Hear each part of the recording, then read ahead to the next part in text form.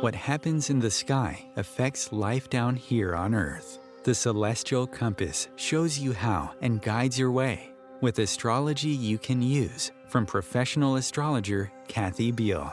Every episode features her light-hearted, practical forecasts and navigational tips, blended with humor, optimism, and a love of patterns, symbolism, and pop culture references. Kathy translates technicalities into concepts that apply to real life. You'll learn how the current moment ties to where we've been, from the recent past to cycles that last happened years ago, and get a look at where we're heading. And much more, from special topics to special guests. The Celestial Compass, enlightening, entertaining, and empowering. Here's your host, Kathy Beal. Greetings, Earthlings. Welcome to Celestial Compass. I'm Kathy Beal of EmpowermentUnlimited.net.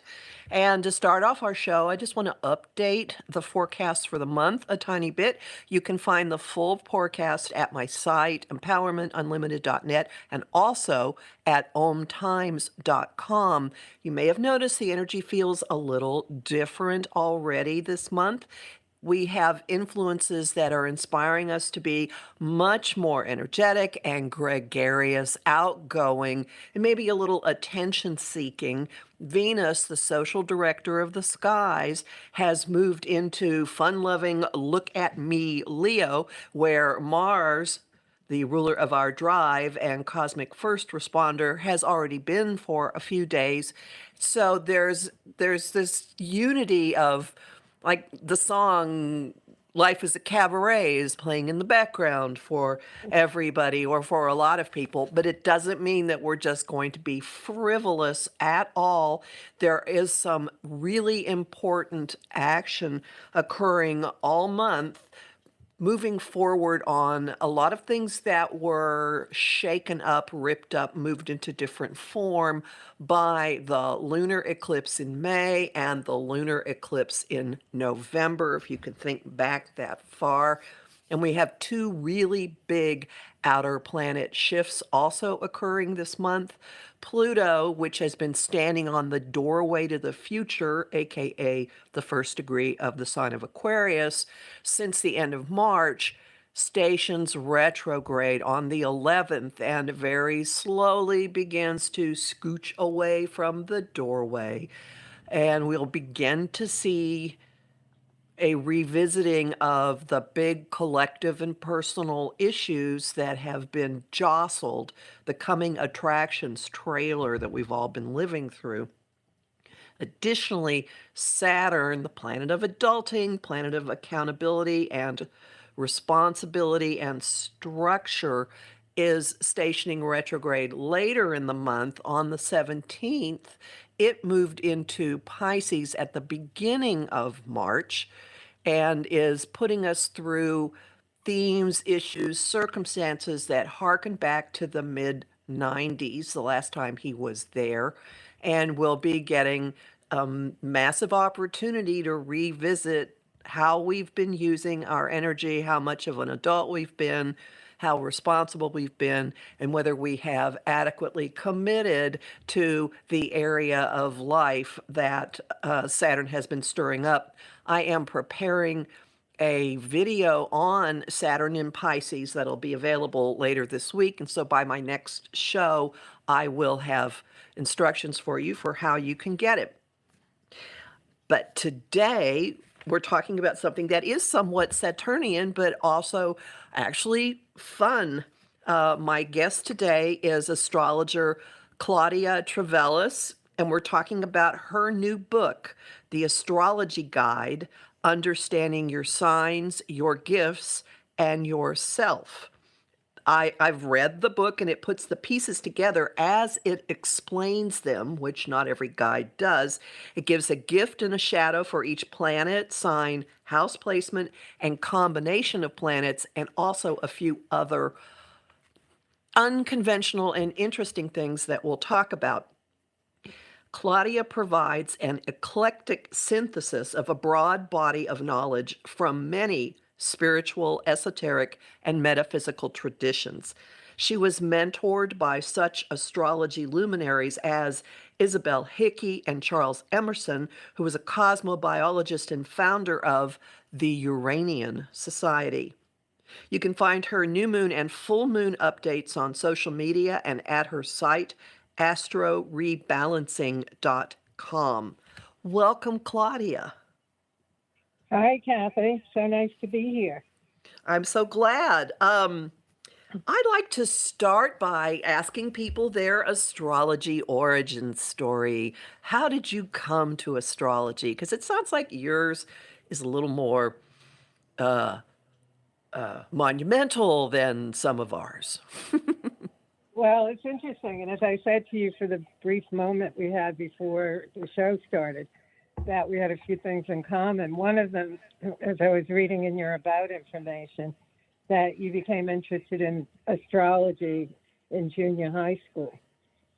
And that's, that's the same story for myself. I used to ride my bike to Woolworths, if anyone remembers that store that used to have astrology magazines, and I was totally fascinated by them. And I would sit there and read as much as I could and use my allowance from babysitting to buy as many of the magazines as I could. And so it went on from there. And well, all right. It ended up going to some pretty important places. So you read on your own for a while, and then how did it come about that you started? How did you start actually? Did you formally study?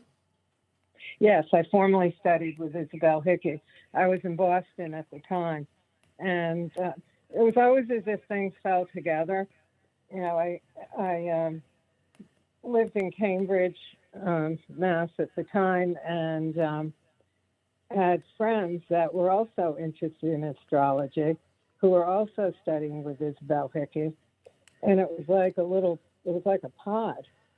And there's nothing like having close friends that know the same language as you do, and who's also studying astrology. So this included such well-known astrologers as Catherine Merlin, who has done the column for Time and Country for many years, and Howard Seth Fortis, who has written several books on astrology, and the late Howard Seth Fortis, I should say, and Darby Costello, to name a few of us who studied with Isabel Hickey at that time in the early 70s in Boston. And for younger listeners who may not understand the importance of what you have just said, can you talk about the stature that Isabel Hickey had? Well, there wasn't a whole lot. There were a couple of people in the Boston area. There was another woman named Betty, and I wish I could remember her last name, that I initially studied with for a short amount of time. But, astrology wasn't as popular as it is these days.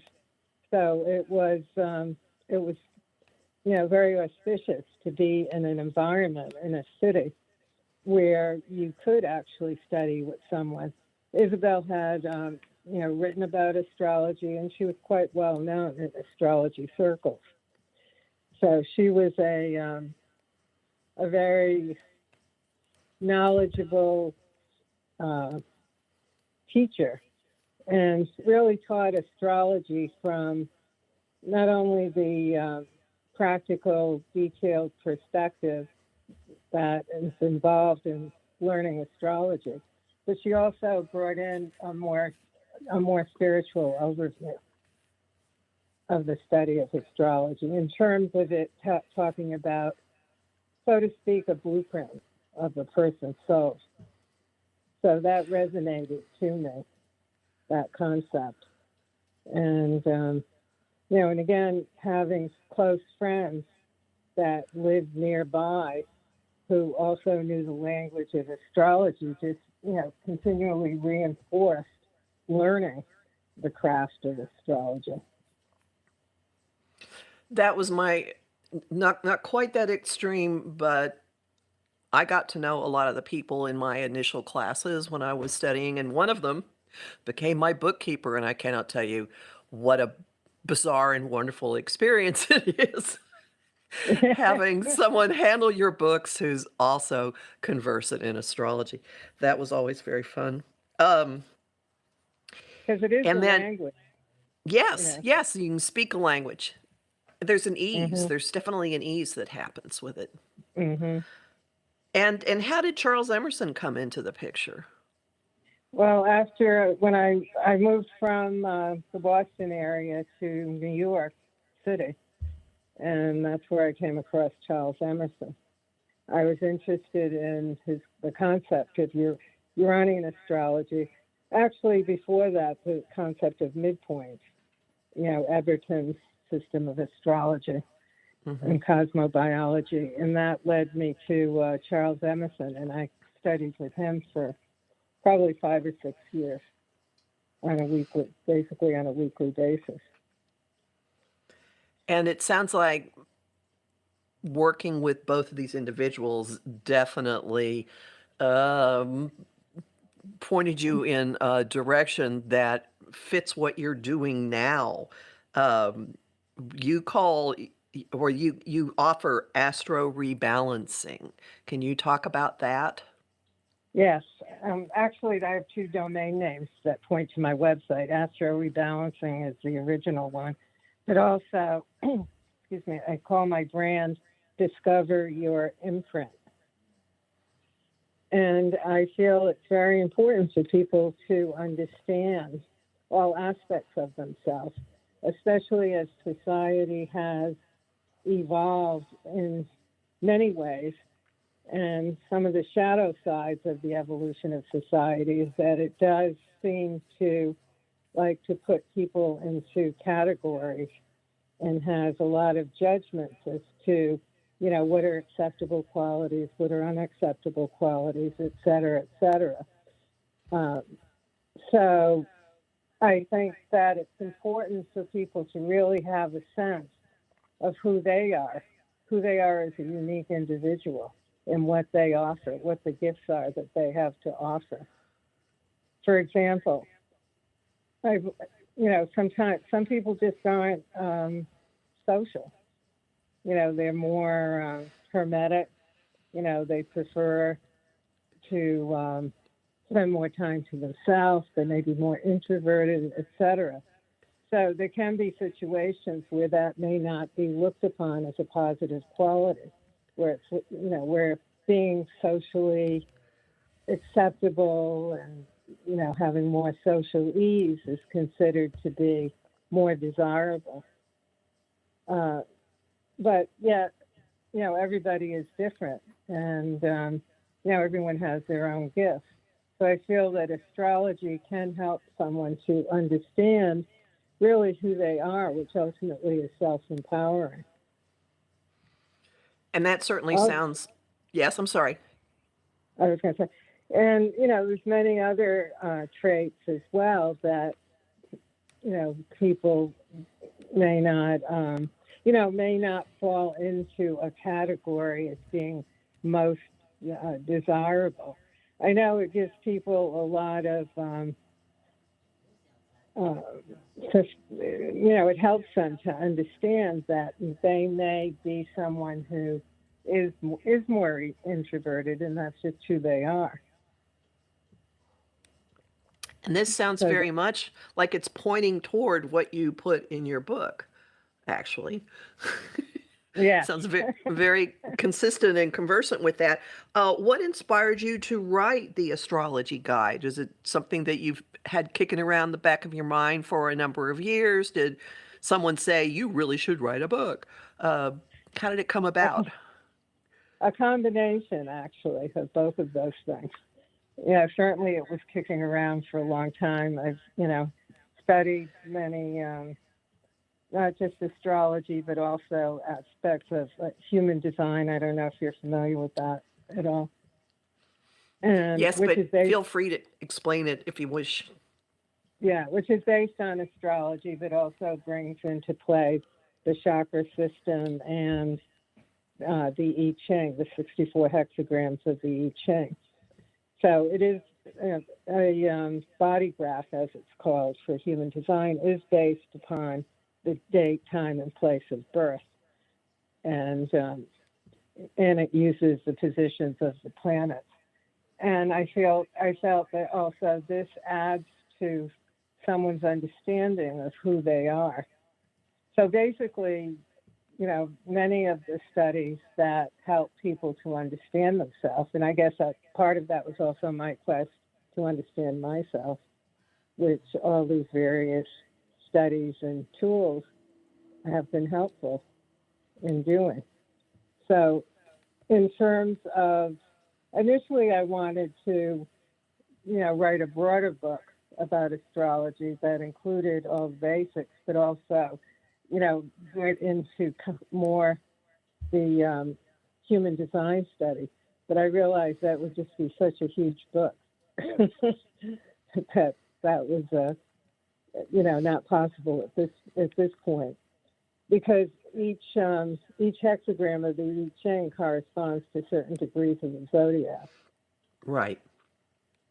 And what's interesting about the I Ching is that there's 64 different hexagrams, and 64 is a number that we frequently come across in sacred geometry, and that's connected to our own genetic structure and various other aspects of where sacred geometry applies.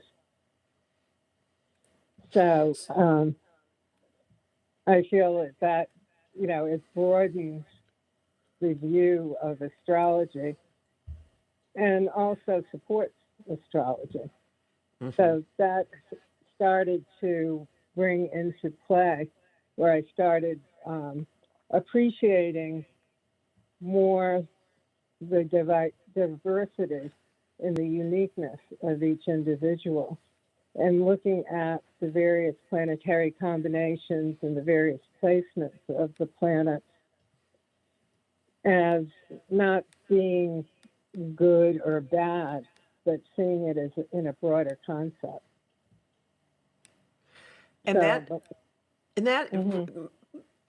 reminds me of, or I want to point out to people, that one way that your guide really distinguishes itself from many of the astrology guides still being published every year is that you do not present information in a vacuum from like hitting the ground running. You are synthesizing things, which is actually really tricky to do. But that sounds like, that it feels it's obviously a very deliberate editorial choice. Yes. Well, it is a synthesis if you think about it. Our lives and ourselves, our souls, we are a synthesis. And to really be able to understand that, especially in this evolving, world that we're in. But I also felt that since there's so much shifting and so much, moving into more of a quantum space, that astrology needed to be brought into that quantum space. And to me, part of that is, really looking at things more in a sliding scale rather than in black and white terms. Which then explains or leads to the fact that you give the gift and the shadow for pretty much every entry, except maybe the description of aspects. From hitting the ground running, every single thing is put in that framework. Mm-hmm. Yeah. Right, because it's a moving, evolving process. Mm-hmm. And I know the way I learned astrology was, you take classes, you read books, you read magazines, etc. Of course, now you have the luxury of listening to podcasts and, searching the internet to get information. But ultimately what happens, or what always happened to me, and I think many people I know, is that it becomes a contemplation process. And I think the contemplation process is very important because we sit with what we've learned and we digest what it is that we've learned, and we personalize it and we think about it. So my goal with this astrology guide was to have it be something that was more of a contemplative, or that fit into that contemplative process. Because I really believe that's how one learns astrology. You know, it takes years to look. You can learn astrology, many of the facts of astrology and many of the details, but to really get the big picture when you're reading someone's chart, where you have to look at the gestalt of that chart and how what's important to that person, does become or evolve out of really having internalized the nature of various combinations of planets and how they intersect. And, there's a lot of variables that have to be taken into account. The planet itself, where it's located, what house it's in, and the combination of energies that are affecting it. And for people who haven't read the book yet, I will explain that includes, at the outset, every time a particular body is introduced, for example, the sun or the moon, it is also described in combination with everything else, so that you can just go through and see all the pairings that are possible. And every single entry has a gift and a shadow, which it really just helps people put it together quite well, I think. Now, just tiny detour here for a second. There is early on, you actually define and describe pretty much every possible aspect, which is very technical and very detailed for a guide. What was the thinking behind that? I mean, I look at it as, if someone throws a word at me I have not run across because it's a minor aspect I don't use, I now know where I'm going to look it up. Well, I think six was really what was behind it. To understand that things, the planets can combine in various ways. Some of them are more direct. Like, for instance, a square, two planets combine in a square aspect. What does that mean? It's sort of like trying to see around a corner, right? What's coming. Or if it's in a trine aspect, it's sort of in front of you, not really, but it's close. It's in your peripheral vision. So if you give a sense of, sometimes the energies connect, but they take you a while to really figure out what's happening with it. I also noticed, I'm sorry, go ahead. I was going to say, but the fact that they connect is what's important. Right, and you automatically introduce the reader to the notion that there are a multiplicity of ways that these different influences connect in one chart or another. Now, you include some factors that are not commonly they're not commonly thrown into a book like this. You include Chiron and the role of the nodes in combination with everything, and also Eris.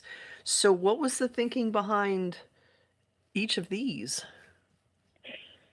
Well, the nodes, I feel, are very important because, as we become more universal in our evolution, really, it does bring in the nodes to an even greater extent. I mean, they were always, very important, even in the ancient, Vedic astrology, known as Jyotish. The nodes have always been important since they involve intersecting points of access. They're not actual planets, but they're points, and they're more universals in a sense. Or, they're not just linear of one planet going around the orbit of the Earth. And So I do feel the nodes are very important, especially in identifying, where we've come from, what are some of our patterns that are familiar to us, and how we can use those in moving forward with what we need to do here, in this incarnation. So to me, the nodes point to the line, where we want to direct our energy for maximum growth and fulfillment. And Chiron is a body that has been increasingly brought into the conversation in the last few decades. Can you talk about Chiron? I just feel that Chiron is so important because we are evolving at such a fast rate. In fact, I just wrote, in terms of, I write about each new moon and full moon on social media, and I was just writing about the full moon in Sagittarius a few days ago. And, what came to mind is like, what is your new normal? Because Sagittarius is shooting its arrow out there, into the universe. But, how much things have changed and shifted even in the last, 4 years. Oh, yes. So Chiron involves some of the processes that we need to look at in terms of our own, what we're bringing to the table. What are some of these patterns? What are some of the genetic patterning that we've come in with? What is it that we need to really take a deep look at in order to, feel more empowered, in order to be more self-empowered to move forward. And right here, we're going to take our break. So hang on, everyone. We'll be back in a few minutes to talk more.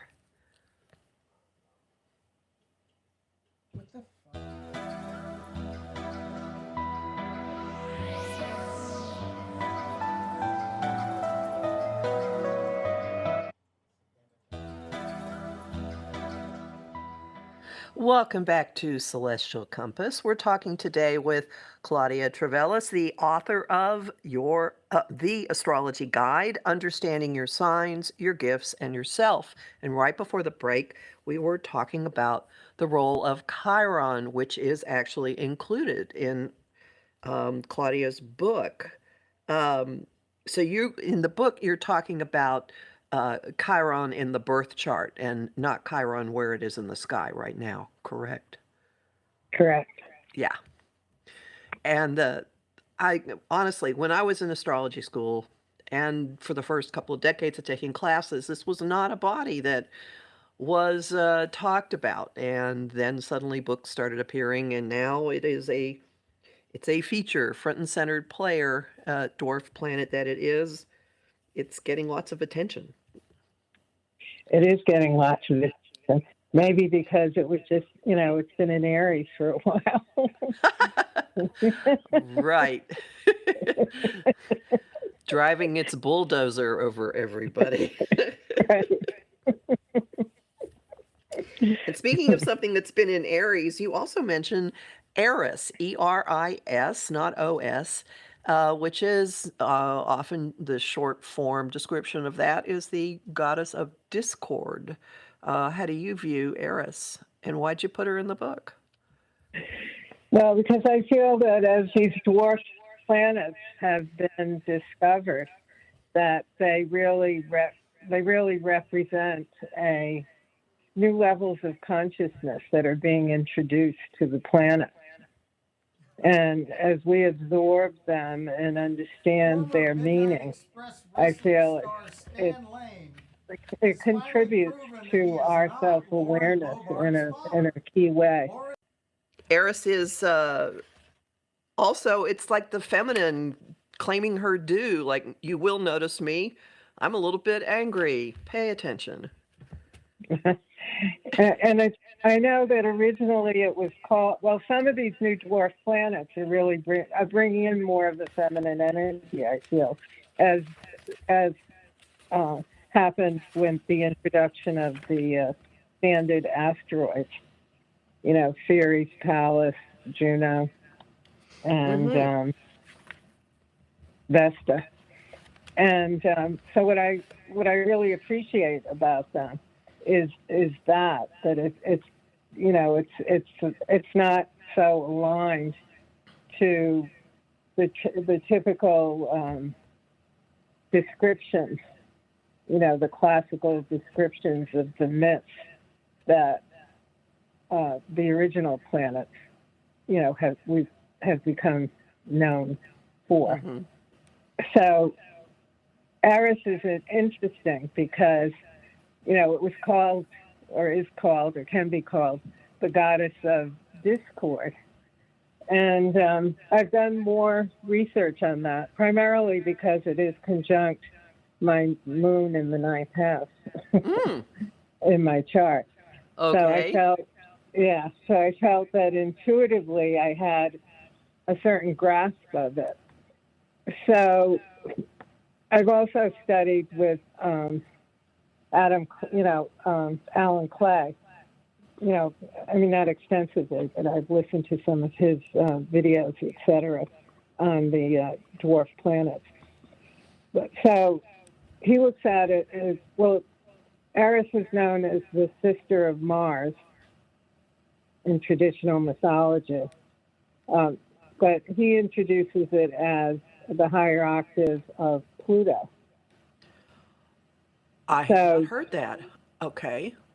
Yeah, I was just listening to that actually fairly recently, which is interesting because as the new planets were discovered, talking about Uranus, Neptune, and Pluto, those were first introduced as being, higher octaves, like Uranus being the higher octave of Mercury, Neptune being the higher octave of Venus, and Pluto being the higher octave of Mars.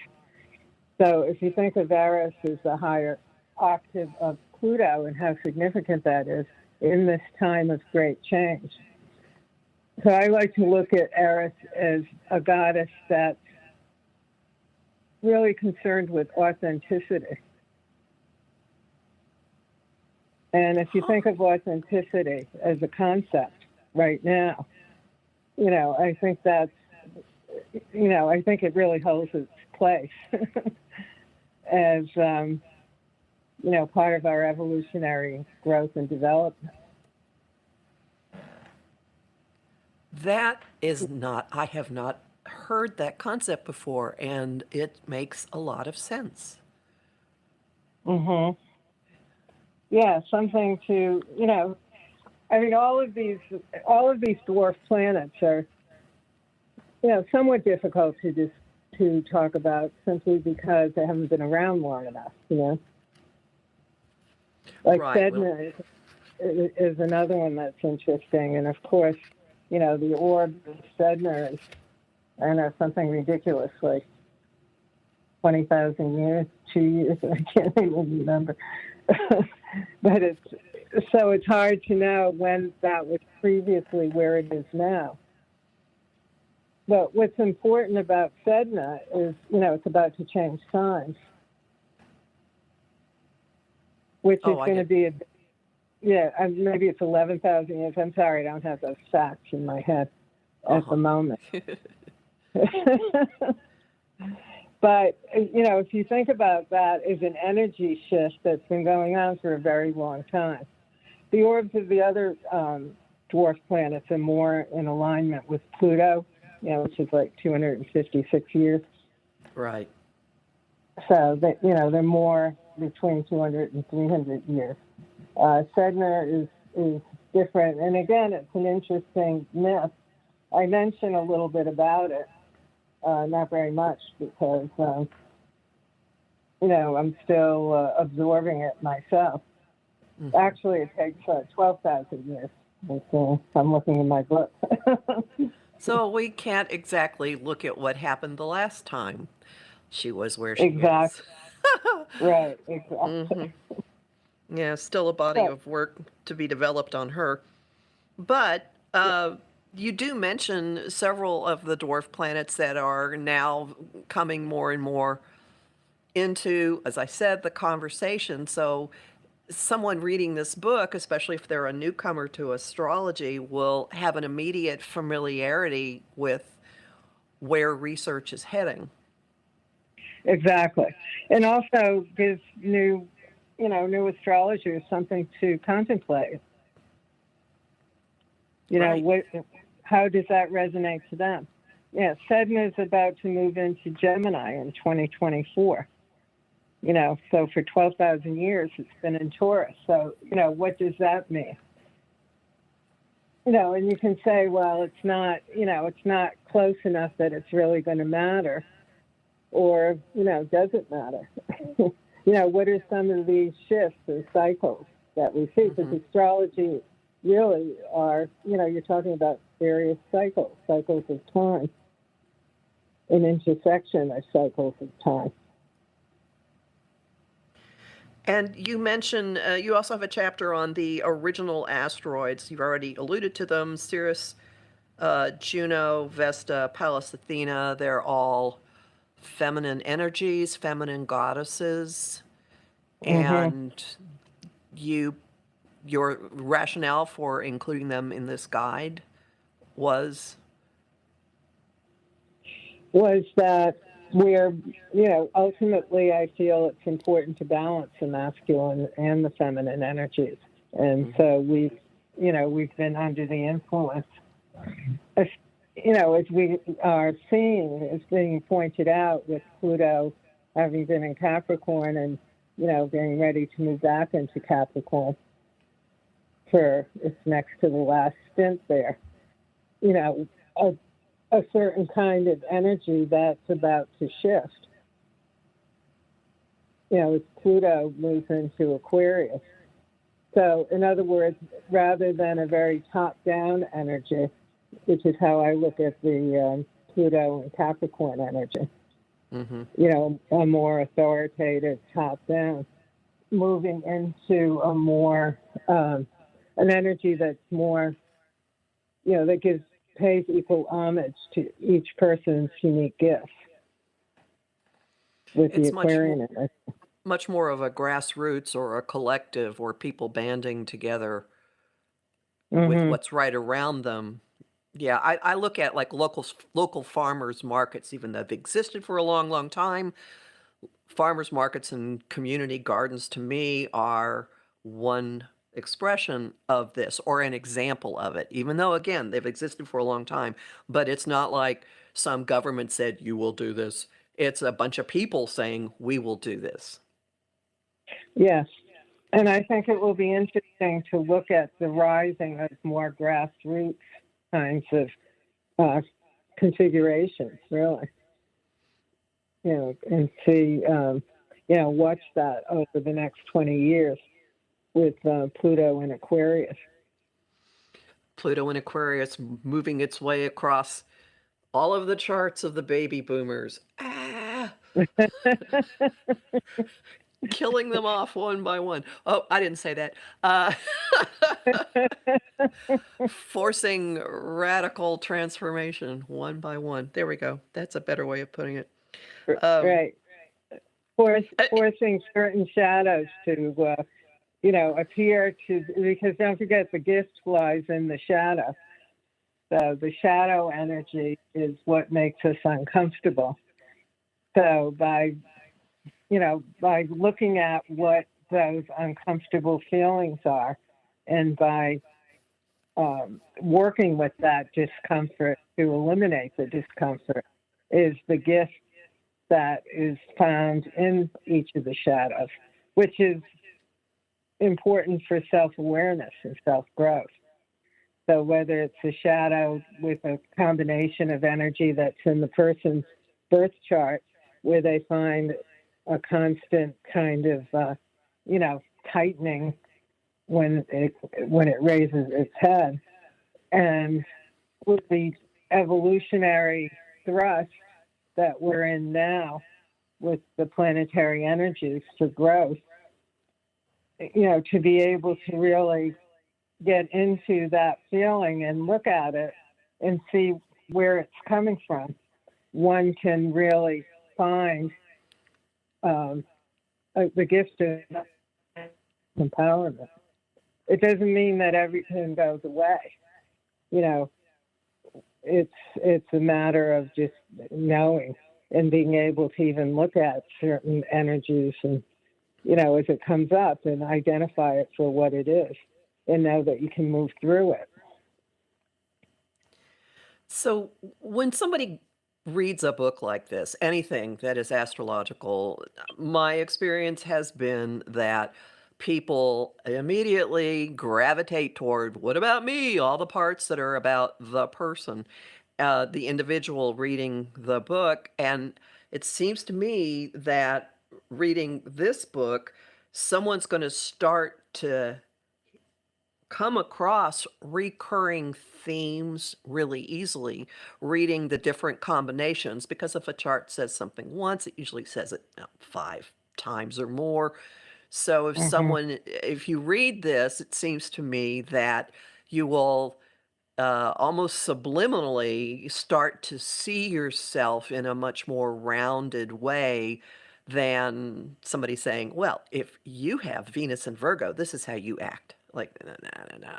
It's a lot more than that.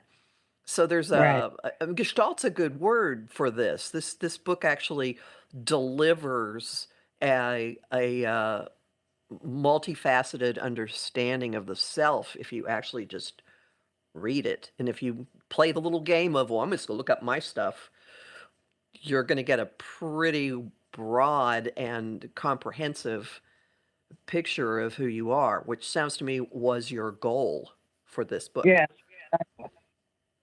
And for something, it's a book that somebody can come back to, because the more you look at the same thing, the more you interpret it in a different way, or it adds more depth to the interpretation because you've had certain experiences. If you're reading about a particular aspect, whatever that might be, let's say Mars, Venus, and how that combination can work if you understand what the gift of having that combination of energies is, but also see what the shadow side of that is, the integration of those aspects of the personality, then, it's like peeling off layers of understanding of maybe how one interacts in relationships. And possibly even reframing the way you think about yourself, Hmm. Right. which could be very, very useful, because the words that people attach to themselves have a really powerful defining impact.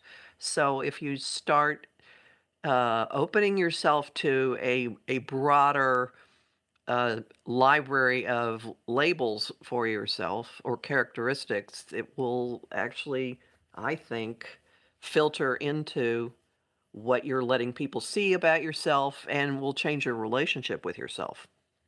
Hmm. Right. And that's the whole point of it, Well, there we go. because, yeah, because through changing your relationship to yourself, one becomes, more self-empowered. Hmm. Because if you know Right. who you are, right, if you know the truth of who you are, as can be told by anything that's an imprint, astrology chart being an imprint, a blueprint of who you are, in this incarnation. And if there's a certain truth to who you are, if you know the truth of who you are, then you're not flat, you're not so easily influenced by outside influences. You can hold your own. You hold your center better. There you go. Yeah, yeah. Okay. So there's a bit of a community service aspect to this book as well. It sounds to me. I suppose. The Aquarian side. Mm-hmm. Mm-hmm. Well, uh, and I mean, it's not. Yes, it's wonderful. People can get they can get sessions with you. You do see clients, but this will get your approach in the hands of people who may never have the opportunity to have a conversation directly with you. So you've put this all. It's kind of like, I don't know if you remember Outer Limits, a TV show from the 60s, but there was one episode where for some reason there were these bizarre alien creatures that were in gigantic bell jars full of water. And they were away from their planet, and their planet was about to be destroyed, and so they were transmitting all of their knowledge to some human laboratory so it could be saved when their planet was destroyed. Now, why they were on Earth, it didn't stay in my head, but I always had this image of frantically sending knowledge out so that others can have it in case you're not there anymore. And so that I see that as one thing going on with this book. So, so it sounds to me, in a sense, like you have memorialized your astrology career in this book. That's true. Yeah. Very nice. Mm-hmm. So, talking about what it is what kinds of work do you do with people? I mean, this is the approach you take. If someone were to have a session with you, you would help guide them through or get them to a similar endpoint, but quicker. Yeah, well, I feel that, what my goal in a session is to help people understand themselves so that then when we look at what's going on, planetarily affecting them, then they are more self-empowered and able to move through those challenges and also to take advantage of opportunities that come their way.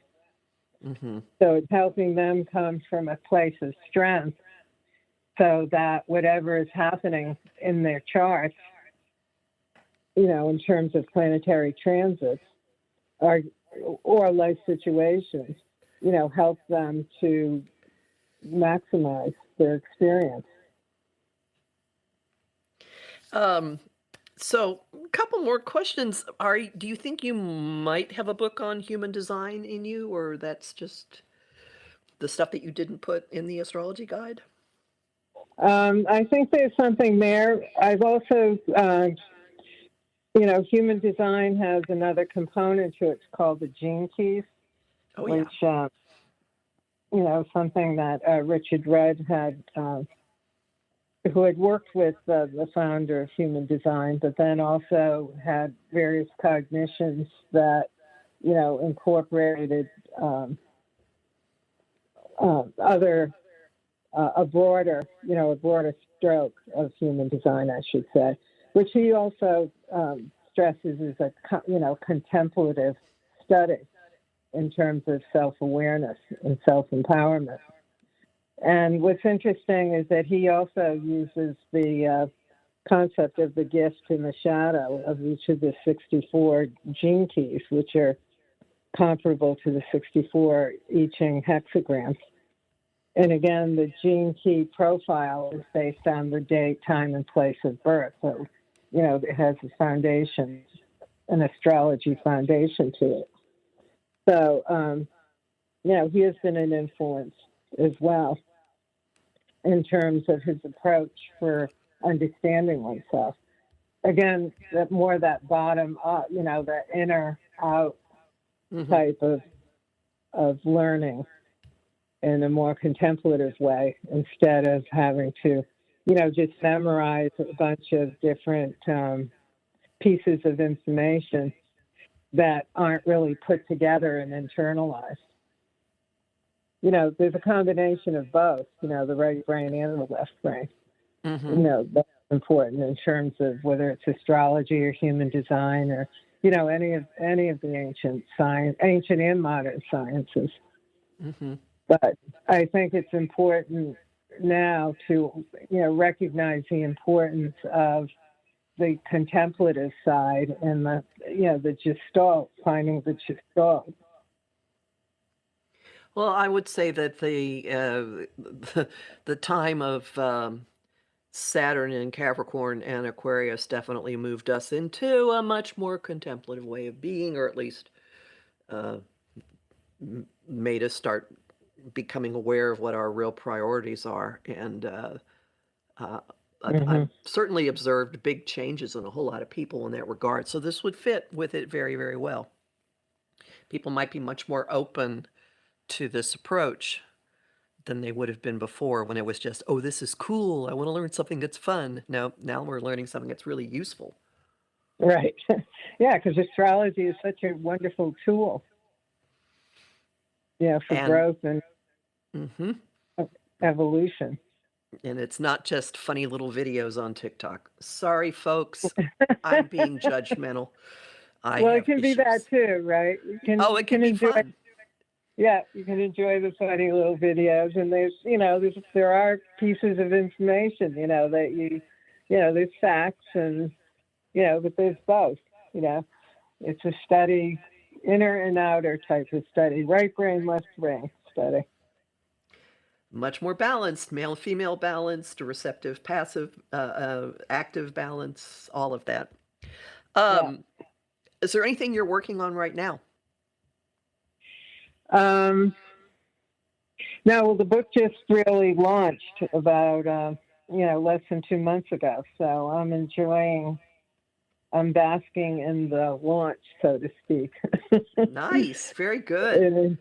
and enjoying speaking about it. And I would like to do more of the blending. hmm The gene keys, the human design, and the astrology. And where can people find you? What's your website, and where are you on social media? Okay, so my website is astrorebalancing.com, or you can get there with discoveryourimprint.com. On Facebook, I know I have two ways of doing everything, probably because I'm a Gemini, right? So on social media, you can search by my name, Claudia Trivelas, but also my page is Discover Your Imprint. And on Instagram, I'm Astrology by Goddess Isis. By Goddess Isis. Okay, well, thank you very much. I have enjoyed talking with you. I wish you great success with your book, and I look forward to seeing how you continue to synthesize all of this. And if I'm in your neck of the woods, you will be hearing from me. So thank you Wonderful. very, very much. Well, thank you, Kathy. A pleasure. And everybody, you can find me and my forecasts at ohmtimes.com and also at empowermentunlimited.net if you prefer to listen. On YouTube, the Professional Aquarian channel. And I'll talk to you in 2 weeks. Be safe. Bye.